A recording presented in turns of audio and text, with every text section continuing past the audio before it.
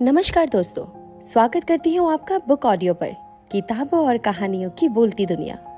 आज मैं आपके लिए लेकर आई हूँ मनोज प्रवीण जी के द्वारा रचित कहानी संग्रह, जिसका शीर्षक है आखिर गलती किसकी।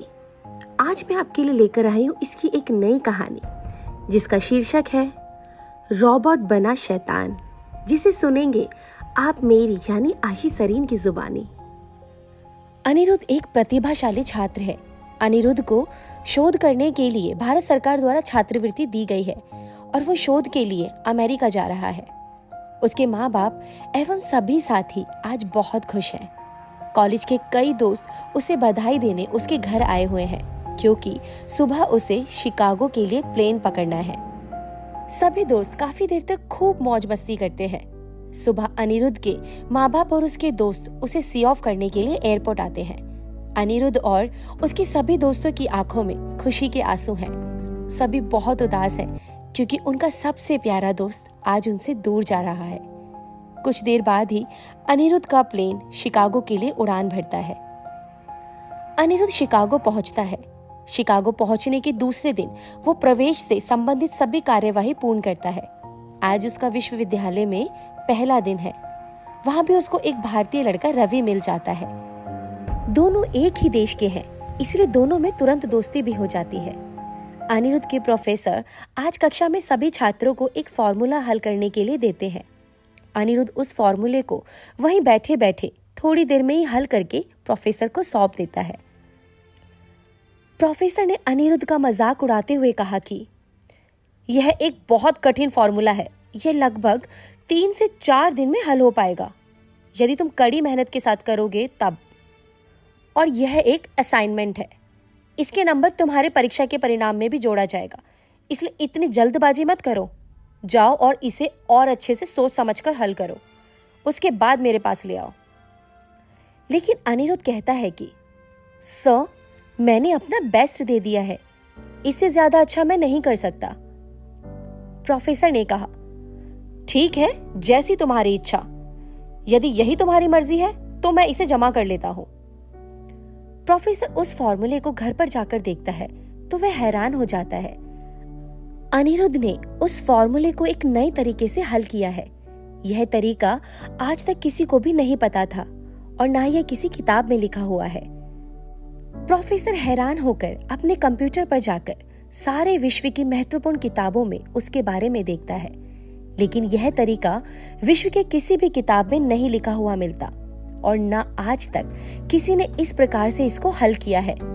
संयोग से थोड़ी देर में उसका एक प्रोफेसर मित्र डॉक्टर हेनरी, जो इस समय नासा में काम करता है, उसके घर पर आ जाता है। वह उसे वही फॉर्मूला दिखाता है। वह भी आश्चर्यचकित रह जाता है। उसे भी विश्वास नहीं हो रहा था कि इस फॉर्मूले को हल करने का एक तरीका ऐसा भी हो सकता है। सारी दुनिया इतने आसान तरीके के होने के बावजूद भी इसे इतने जटिल तरीके से हल करती आ रही है। आज तक जितने भी तरीके खोजे गए हैं, वह सब बहुत ही जटिल और समय लेने वाले थे। नासा के वैज्ञानिक उस पेपर को जिस पर फॉर्मूले को हल किया गया था, उसे अपने साथ ले जाने की अनुमति अपने दोस्त प्रोफेसर माइकल से लेता है और वो उसे लेकर अपने घर चला जाता है। अगले दिन वह नासा के ऑफिस में पहुंचकर अपनी टीम और नासा चीफ को उस फॉर्मूले के बारे में जानकारी देता है। सभी उस फॉर्मूले के हल करने के तरीके को देखकर आश्चर्यचकित रह जाते हैं।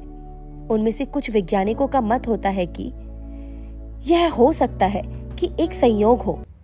इससे इस निष्कर्ष पर नहीं पहुंचा जा सकता कि वह भारतीय बहुत प्रतिभाशाली है। यह कहते हुए वे सब अनिरुद्ध के प्रयास को विशेष महत्व नहीं देते। आज का दिन नासा में कार्य कर रहे वैज्ञानिकों के लिए अत्यंत महत्वपूर्ण है। नासा में आज एक बहुत बड़े प्रोजेक्ट की जिम्मेदारी अलग अलग टीमों को सौंपी जाने वाली है। वह प्रोजेक्ट था आर्टिफिशियल इंटेलिजेंस की नवीनतम तकनीकी के साथ रोबोट को तैयार करना, जो बिना किसी कमांड के आर्टिफिशियल इंटेलिजेंस के जरिए अपने विवेक से निर्णय लेकर काम कर सकेगा। वह खुद सही और गलत का भी फैसला लेगा। उसे एक बार कमांड देने के बाद फिर किसी भी प्रकार की कमांड की आवश्यकता नहीं होगी। वह स्वतः अपने विवेक से सारे निर्णय लेगा। यह प्रोजेक्ट नासा की 3 टीमों को सौंपा गया और यह कहा गया कि जिसका भी प्रोजेक्ट सबसे सटीक, कम खर्च और कम समय में तैयार होने वाला होगा, उसी टीम को इस प्रोजेक्ट को तैयार करने का मौका मिलेगा। नासा की तीनों टीमें जी जान से इस प्रोजेक्ट को पूरा करने में लग जाती है। अगले दिन प्रोफेसर हेनरी, जो नासा में वैज्ञानिक है, अपने दोस्त प्रोफेसर माइकल से मिलने उनके घर आता है। वह अपने दोस्त को अपने नए प्रोजेक्ट के बारे में बताता है कि अब उसे आर्टिफिशियल इंटेलिजेंस में एक नवीनतम तकनीकी के अंतर्गत रोबोट बनाने की जिम्मेदारी मिली है। यह प्रोजेक्ट जो सबसे अच्छा बनाएगा, उसी की टीम को यह जिम्मेदारी मिलेगी। अब मैं इस रोबोट का ब्लूप्रिंट तैयार करने में लगा हुआ हूँ। मैं अपने इस प्रोजेक्ट में तुम्हारी सहायता चाहता हूँ। मैं चाहता हूँ कि तुम अपने छात्रों से भी इसका ब्लूप्रिंट तैयार करवाओ, खासकर अपने उस इंडियन छात्र को जरूर सम्मिलित करना। इतना कहकर वो वहां से चला जाता है। अगले दिन प्रोफेसर जब कॉलेज आता है तो वही प्रोजेक्ट वह अपने छात्रों को देता है, इस आशा के साथ कि शायद यह प्रोजेक्ट अनिरुद्ध, जो एक प्रतिभाशाली छात्र है, अच्छे तरीके से बनाए और इससे अनिरुद्ध के दिमाग का भी पता चल जाएगा। उसने अपने सभी छात्रों से कहा कि यह प्रोजेक्ट 1 सप्ताह के अंदर आपको बनाकर जमा करना होगा। उसके पहले किसी का प्रोजेक्ट तैयार हो भी जाए तब भी वह प्रोजेक्ट जमा करने के लिए मेरे पास ना आए।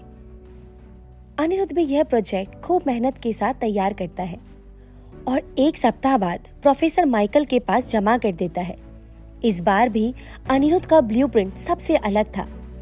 जब उस ब्लूप्रिंट को वैज्ञानिक प्रोफेसर हेनरी ने देखा तो वह पागल हो गया और अपने कपड़े फाड़कर पागलों की तरह हंसने लगा और कहा, अब कोई नहीं रोक सकता मुझे। अब यह प्रोजेक्ट मुझको ही मिलेगा, अवश्य मिलेगा। दूसरे दिन प्रोफेसर हेनरी वही प्रोजेक्ट नासा के ऑफिस में सभी वैज्ञानिकों को दिखाता है तो सभी दंग रह जाते हैं। उसका प्रोजेक्ट पास हो जाता है। नासा ने यह जिम्मेदारी प्रोफेसर हेनरी और उसकी टीम को दे दी। हेनरी और उसकी पूरी टीम इस प्रोजेक्ट पर काम करने के लिए तैयार हो, उससे पहले ही प्रोफेसर हेनरी ने नासा के चीफ से कहा कि यह प्रोजेक्ट उस इंडियन छात्र अनिरुद्ध का है जिसका मैंने आपको फॉर्मूला दिखाया था। इस प्रोजेक्ट में मैं उसे भी अपने साथ रखना चाहूंगा। नासा के चीफ ने कहा, इसके लिए मुझे अमेरिकी सरकार से अनुमति लेनी पड़ेगी। अनुमति मिलने के उपरांत ही आप उसे अपने प्रोजेक्ट में शामिल कर पाएंगे। हमें तो कोई आपत्ति नहीं है और मैं अपनी पूरी कोशिश करूंगा कि अनिरुद्ध आपके प्रोजेक्ट का हिस्सा बने। नासा के चीफ ने अमेरिकी सरकार से अनुमति लेने के लिए निवेदन प्रेषित कर दिया। बहुत शीघ्र ही कुछ शर्तों के साथ अनुमति मिल जाती है। अनुमति मिलने के उपरांत नासा के चीफ प्रोफेसर हेनरी को अवगत कराते हैं कि आप अपने साथ में अनिरुद्ध को रख सकते हो। इसके लिए हम उसे निश्चित मानदेय भी देंगे, लेकिन यह बिल्कुल गोपनीय होगा क्योंकि वह अभी पढ़ाई भी कर रहा है और उसे इस बात के लिए निश्चिंत करना होगा कि वह यहाँ काम कर रहा है और इसकी जानकारी वह भारत या अपने परिचित किसी अन्य परिचित को नहीं देगा। प्रोफेसर हेनरी ने कहा, ठीक है, मैं उससे बात करूंगा, वह जरूर तैयार हो जाएगा। यदि वह इन शर्तों को मान ले तभी मैं उसे अपने प्रोजेक्ट का हिस्सा बनाऊंगा। प्रोफेसर हेनरी अपने दोस्त प्रोफेसर माइकल के पास उसके कॉलेज में आते हैं। वे प्रोफेसर माइकल के द्वारा अनिरुद्ध को उनके ऑफिस में बुलवाते हैं। प्रोफेसर माइकल अनिरुद्ध से कहते हैं कि आपके रोबोट के ब्लूप्रिंट को वास्तविक रूप देने के लिए नासा ने स्वीकृति दे दी है। ये मेरे दोस्त प्रोफेसर हेनरी हैं, जो नासा में वैज्ञानिक है। यह तुम्हें अपनी टीम का हिस्सा बनाना चाहते हैं। वो आपको पढ़ाई के साथ साथ कुछ मानदेय भी देंगे। ये आपके लिए एक बहुत बड़ा अवसर है। इस अवसर का आपको लाभ उठाना चाहिए। आपको नासा में काम करने का मौका मिलेगा, लेकिन साथ ही आपको यह शर्त भी माननी होगी कि आप इस बात का जिक्र किसी भी दोस्त, परिचित या भारत में अपने माँ बाप किसी से नहीं करोगे। अनिरुद्ध उनकी शर्तों पर काम करने को तैयार हो जाता है। वह खुशी खुशी उस प्रोजेक्ट का हिस्सा बन जाता है क्योंकि अनिरुद्ध की आर्थिक स्थिति भी बहुत अच्छी नहीं थी। अब उसे शोध के साथ साथ कुछ पैसा भी मिलने लगता है। वह अपने घर पर फोन करके माँ बाप को बताता है कि उसे एक कंपनी में नौकरी मिल गई है। वह अपनी पढ़ाई के साथ साथ नौकरी भी कर रहा है और वहां से उसे अच्छा मानदेय भी मिलेगा। अब वह अपने घर पर पैसे भी भेजने लगता है, जिससे उसके घर वालों की भी स्थिति बहुत अच्छी हो जाती है। वह अपने पढ़ाई के साथ साथ प्रोजेक्ट में भी मन लगाकर काम करने लगा। उसकी शोध का लगभग सभी कार्य पूरा हो चुका है। उसने अपनी शोध प्रबंध विश्वविद्यालय में जमा कर दी है। अभी उसका नासा का प्रोजेक्ट अधूरा है। वह अब नासा के कामों में दिन रात एक कर देता है। लगभग 1 साल की कड़ी मेहनत के बाद रोबोट का ढांचा पूरी तरह तैयार हो जाता है। अब उसके कमांड पर काम हो रहा है। अनिरुद्ध का कहना था कि रोबोट को 99% अपने विवेक से निर्णय लेना चाहिए और किसी भी परेशानी का सामना करने से बचने के लिए उसे 1% अपने अधीन रखना चाहिए, जिससे भविष्य में कोई भी समस्या उत्पन्न ना हो। उसके साथी वैज्ञानिक इस बात पर सहमत नहीं होते। उनका कहना होता है कि ये बहुत पिछड़ेपन की सोच है। उनका कहना था, जब हम कोई काम करें तो उसमें हमें 100% देना चाहिए। 99% का कोई भी मतलब नहीं होता। पश्चिम के लोगों के काम करने का तरीका अलग है। हमारी सोच बहुत आगे है। अभी आपकी सोच हमसे बहुत पीछे है। वे सभी अनिरुद्ध की बात को अस्वीकार कर देते हैं। सभी लोग उसको 100% कमांड दे देते हैं। अनिरुद्ध कहता है, अब जब उसे एक बार कमांड देने के बाद चालू कर दिया जाएगा तो वह सारा निर्णय अपने से लेगा। फिर आप अगर उसमें कुछ संशोधन या कुछ उसे परिवर्तित करना चाहेंगे भी तो कुछ भी नहीं कर सकते और यह मानव जाति के लिए हानिकारक हो सकता है। अनिरुद्ध ने कहा, एक बार और सोच लो। लेकिन सभी अमेरिकी वैज्ञानिक उसकी बात पर हंसने लगते हैं और कहते हैं, 99 नहीं 100% ही कमांड रहने दो। उनका इस प्रकार का व्यवहार देखकर अनिरुद्ध थोड़ा सा नाराज होकर कैंटीन में चाय पीने चला जाता है। उसके जाने के बाद सभी अमेरिकी वैज्ञानिक योजना बनाते हैं, क्यों ना अनिरुद्ध को इस प्रोजेक्ट से बाहर कर दिया जाए। लेकिन प्रोफेसर हेनरी ऐसा करने से मना करते हैं। वे कहते हैं कि यह मत भूलो कि यह प्रोजेक्ट वास्तव में अनिरुद्ध का ही है, इसलिए इसका श्रेय भी उसे ही मिलना चाहिए। तभी नासा के प्रमुख भी आ जाते हैं और वह भी प्रोफेसर हेनरी की बात से सहमत होते हैं। वह कहते हैं, जैसे ही यह प्रोजेक्ट पूरा होगा, अनिरुद्ध संसार के विख्यात वैज्ञानिकों में शामिल हो जाएगा। उसके देश वाले उस पर गर्व करेंगे। उसके माता पिता उसे देखकर गौरवान्वित होंगे। यह सब बातें सुनकर टीम के अन्य वैज्ञानिक अंदर से जल भुन जाते हैं। वो लोग अनिरुद्ध के इस प्रोजेक्ट को किसी भी तरह असफल करने की सोचने लगते हैं। सभी वैज्ञानिकों को समझाने के बाद नासा प्रमुख ऊपर कैंटीन पर जाते हैं। वहां अनिरुद्ध अकेले बैठकर चाय पी रहा होता है। वे उसको समझाते हैं कि कोई काम सिर्फ एक व्यक्ति के कहने पर नहीं होता। समूह का काम आपसी सहमति के आधार पर करना चाहिए। आप अपने साथियों के साथ काम करो। तुम्हारे किए का तुम्हें अवश्य फल मिलेगा। तुम्हारी मेहनत बेकार नहीं जाएगी। जाओ और अपने काम में लग जाओ। अनिरुद्ध नीचे आता है और फिर से अपने काम में लग जाता है। लगभग 1 सप्ताह बाद रोबोट बनकर पूरी तरह तैयार हो जाता है। अब उसको अंतिम रूप से चेक किया जाता है। रोबोट अपनी पूरी क्षमता के साथ काम करता है और सारी टीम के लोग बहुत खुश होते हैं। नासा के प्रमुख भी प्रोफेसर हेनरी और उनके सभी दोस्तों को बधाई देते हैं। विशेषकर अनिरुद्ध से कहते हैं कि बहुत जल्दी तुम्हारी जिंदगी बदल जाएगी। दुनिया तुम्हें एक महान वैज्ञानिक के रूप में जानेगी। नासा प्रमुख रोबोट के पूरी तरह तैयार हो जाने की जानकारी अमेरिकी सरकार को देते हैं। साथ ही इस खोज को पूरे विश्व के सामने रखने के लिए अनुमति मांगते हैं। अमेरिकी सरकार द्वारा उसे शीघ्र ही अनुमति मिल जाती है। उस खोज को सारी दुनिया के सामने लाने के लिए एक निश्चित समय निर्धारित किया जाता है, जो आज से 3 दिन बाद का है। 3 दिन पूरा होने के बाद उस रोबोट को पूरे विश्व के सामने प्रदर्शित करने के लिए लाया जाता है। पूरे देश की मीडिया रोबोट के बारे में जानने के लिए उत्सुक है। थोड़ी देर बाद रोबोट का अनावरण किया जाता है। सारे विश्व की मीडिया के सामने जब उसका स्विच ऑन करके कमांड दिया जाता है तो रोबोट कहता है कि मैं समझने में असमर्थ हूं। बार बार वह एक ही बात दोहराता है।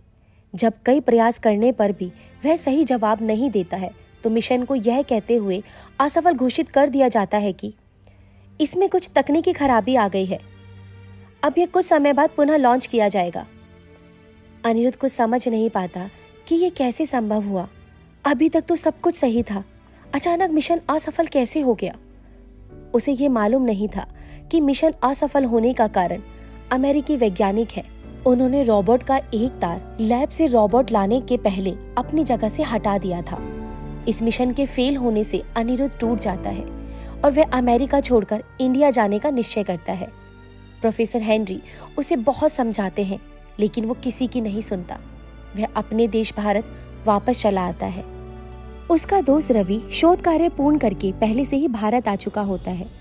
इंडिया आते ही उसका दोस्त रवि, जो अब एक विश्वविद्यालय में प्रोफेसर है, उसे अपने साथ विश्वविद्यालय में पढ़ाने के लिए कहता है, लेकिन अनिरुद्ध उसे मना कर देता है। बाद में उसके माँ बाप भी इसी बात की जिद करते हैं तो वह पढ़ाने के लिए मान जाता है। वह रवि के साथ जाकर उसके विश्वविद्यालय में साक्षात्कार देता है, जहाँ उसका चयन असिस्टेंट प्रोफेसर के पद पर हो जाता है। अनिरुद्ध के व्यवहार में अब बहुत अधिक परिवर्तन आ चुका है। अब वह अक्सर खोया खोया सा रहता है, किसी से बहुत ज्यादा बातें नहीं करता। वह अपने दोस्त रवि से एक प्रोजेक्ट पर काम करने के लिए कहता है और रवि भी उसके प्रोजेक्ट का हिस्सा बन जाता है। उसके विभाग में रागिनी नाम की एक शिक्षिका है, जो मन ही मन अनिरुद्ध को पसंद करने लगती है, लेकिन अनिरुद्ध कभी उससे बात ही नहीं करता। वह एक दिन रवि से पूछती है, तुम्हारा दोस्त क्यों किसी से बात नहीं करता? उसे खुद में रहना अच्छा लगता है क्या? उसका दोस्त बताता है कि अरे, यह तो अमेरिका में बहुत ज्यादा बोलता था और मैं इसे शांत कराता था। अब स्थिति उलट गई है। अब मैं बहुत ज्यादा बोलने लगा हूं और वह अब शांत रहने लगा है। जरूर कुछ ना कुछ इसके साथ घटना घटी है, जिसे ये हम लोगों से बताना नहीं चाहता। लगता है कि यह दिल का मामला है। किसी ना किसी ने इसका दिल जरूर तोड़ा है।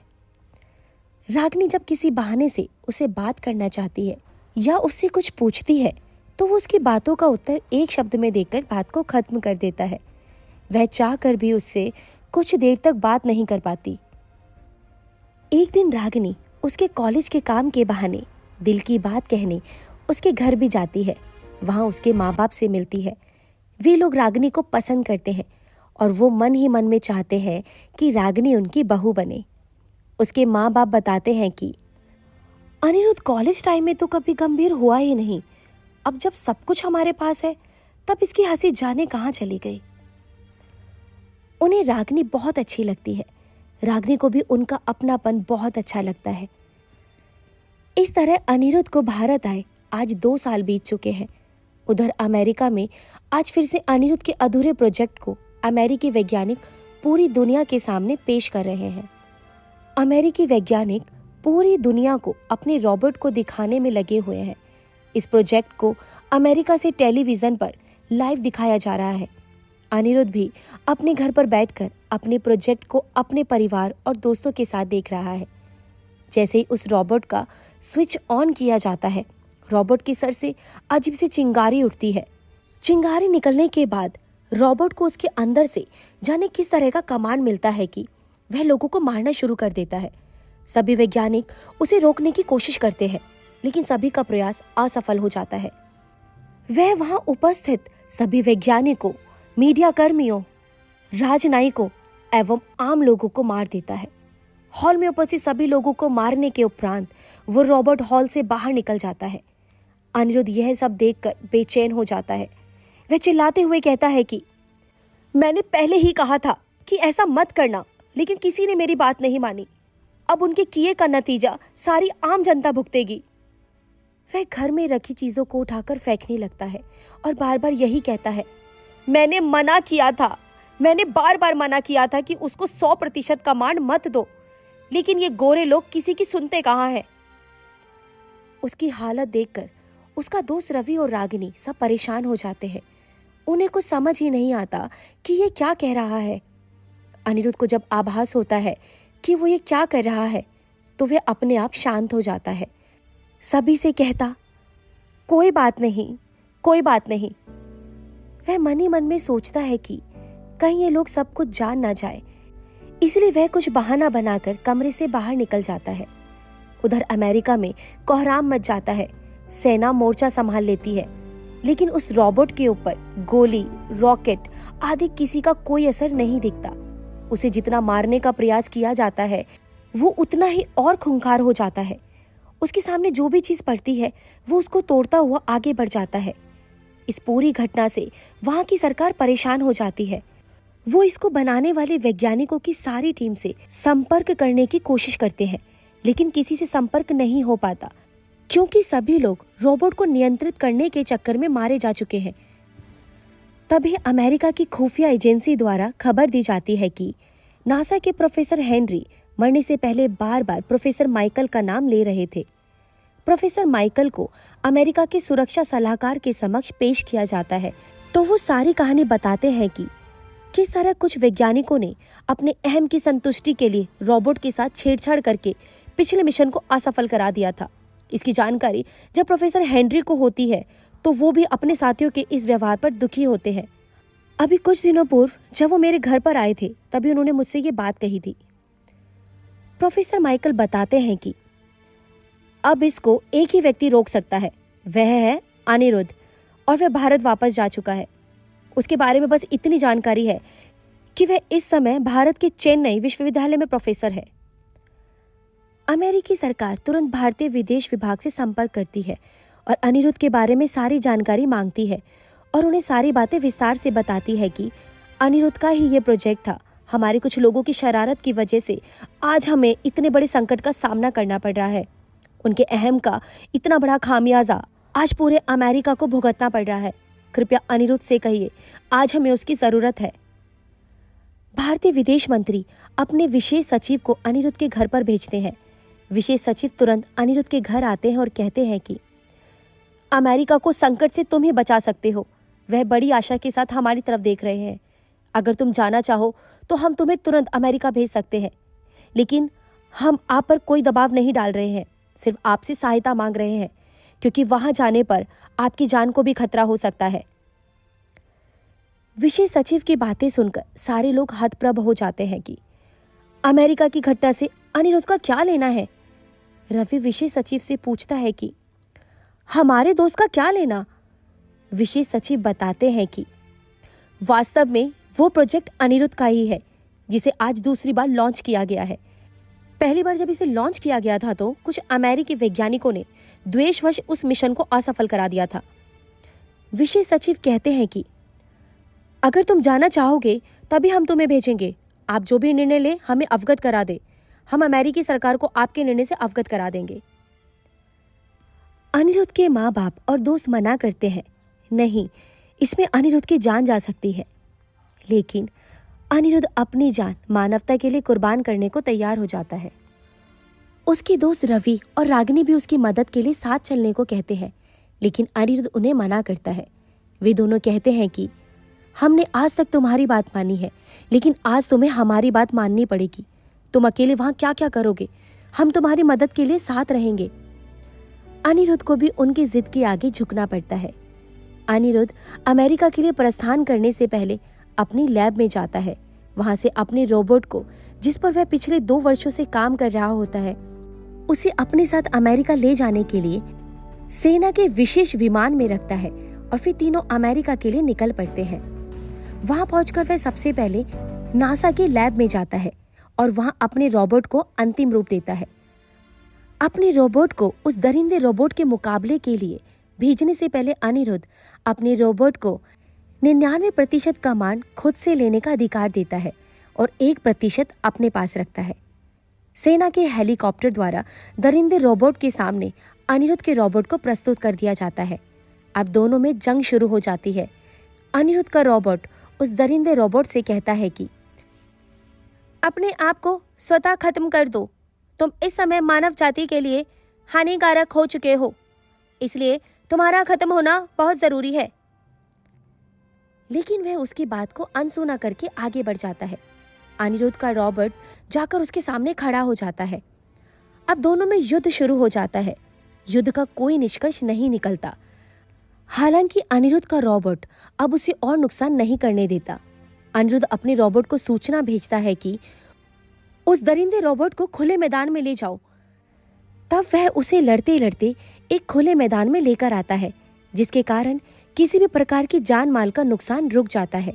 दोनों की युद्ध का निष्कर्ष नहीं निकलने पर अनिरुद्ध को खुद दरिंदे रोबोट के पास जाकर चुपके से उसकी चिप को निकालने के लिए विवश होना पड़ता है, क्योंकि जब तक उसका चिप नहीं निकलेगा वह रोबोट समाप्त नहीं होगा।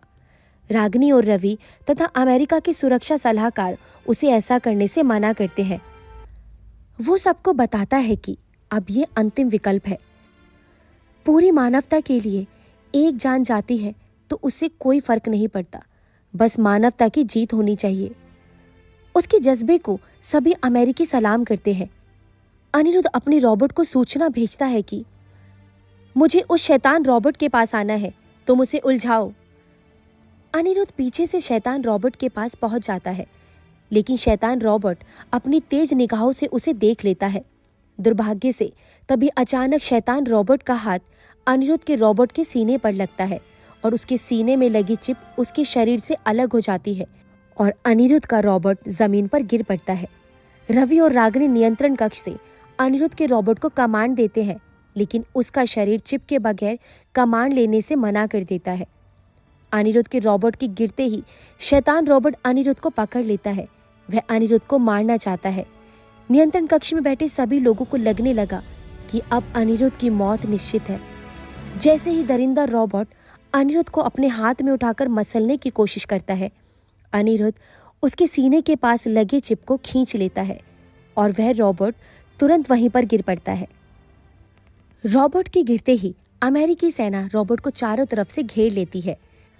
अनिरुद्ध उसके पंजे से बाहर निकल कर आता है और कहता है, अब डरने की कोई बात नहीं है, अब यह कुछ नहीं कर सकता। अमेरिकी सरकार अनिरुद्ध को वहां के सबसे बड़े वीरता सम्मान से सम्मानित करती है और उसे नासा में काम करने के लिए आमंत्रित करती है। लेकिन अनिरुद्ध नासा में काम करने से मना करके रागिनी और रवि के साथ भारत वापस आ जाता है। भारत वापस आते ही अनिरुद्ध और रागिनी के माँ बाप उन दोनों की शादी कर देते हैं और शादी के बाद दोनों एक खुशहाल जीवन व्यतीत करने लगते हैं। उम्मीद करती हूँ आपको ये कहानी बहुत पसंद आएगी। धन्यवाद।